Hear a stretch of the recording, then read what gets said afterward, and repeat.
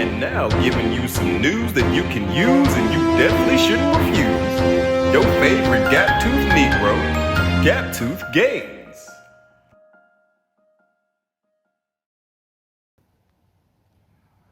Thank you, Bob. Coming to you live at 5. It's your boy Transition, and we have an official report from Inside News. Go ahead, Inside Edition, with the story. Catastrophic implosion. That's how the Coast Guard is describing the Titan disaster. They believe the mini sub blew apart as it descended down to the wreck of the Titanic Sunday, killing the 5 men on board instantly. Our most heartfelt condolences go out to the loved ones of the crew.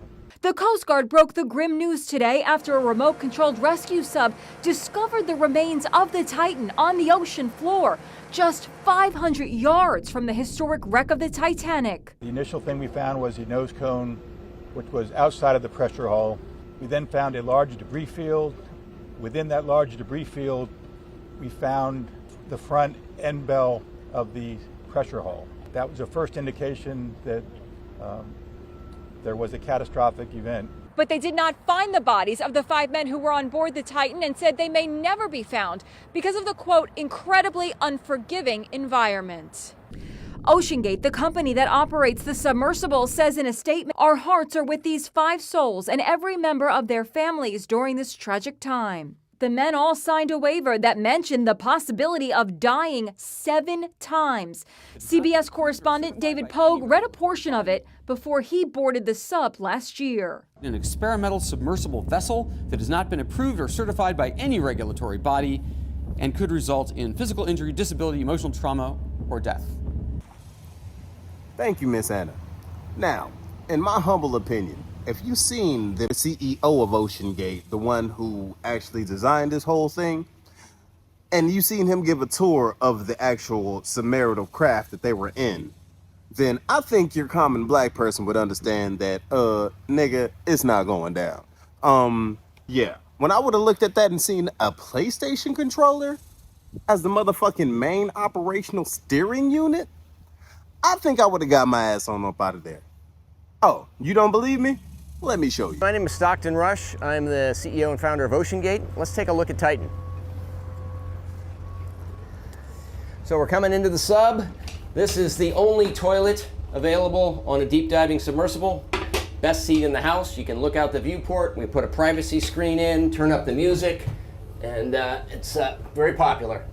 We have our control screen here, our sonar screen here, and we can put any image we want in the back. We've taken a completely new approach to the sub design, and it's all run with this game controller and these touch screens. So if you want to go forward, you press forward. If you want to go back, you go back. Turn left, turn right, go down, go up. And it's Bluetooth, so I can hand it to anybody. And it's meant for a 16-year-old to throw it around, and super durable. We keep a couple of spares on board just in case. Even highly esteemed film director and producer James Cameron had something to say about this whole thing.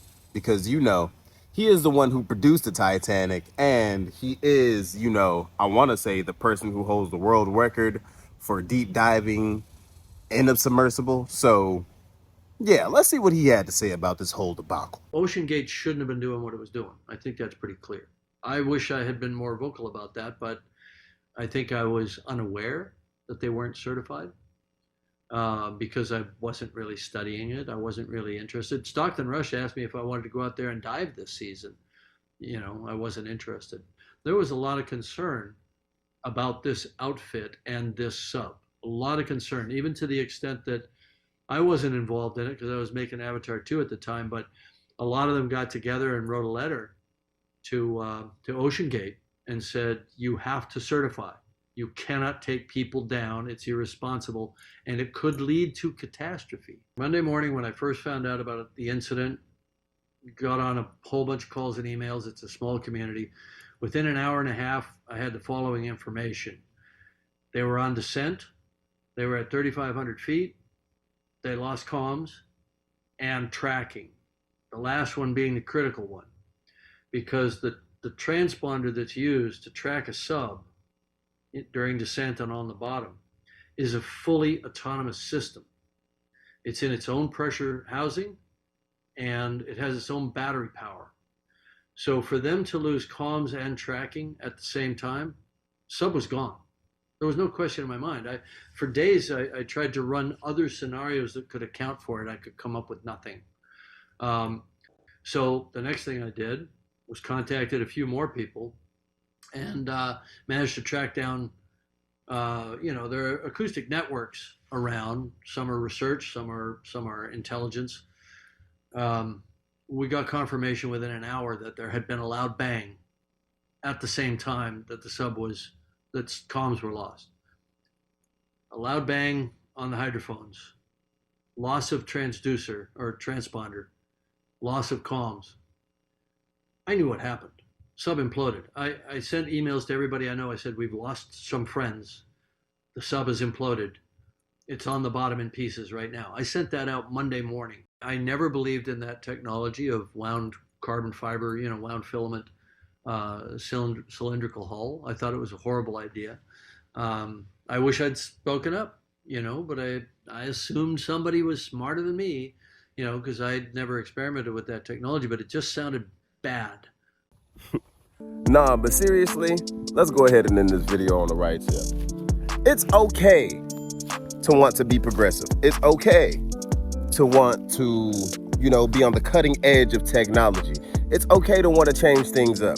It is not okay for you to put other people's lives at risk for your own shenanigans. The former CEO of OceanGate, Mr. Stockton, sir, God rest your soul, but you're a real piece of shit because you knew that all that stuff you jerry-rigged together more or less wasn't safe. You were telling people that you had NASA help you. That was a lie. You were telling people that you had Boeing Airlines help you. That was a lie. There was a man and his son that were scheduled to go on that submersible watercraft, and they backed out of it last minute. And you filled their spots with another man that, like, if you want to test out your own shit, if you want to, see if your baby works, so to speak, your lights work, then that's okay. Do that on your own.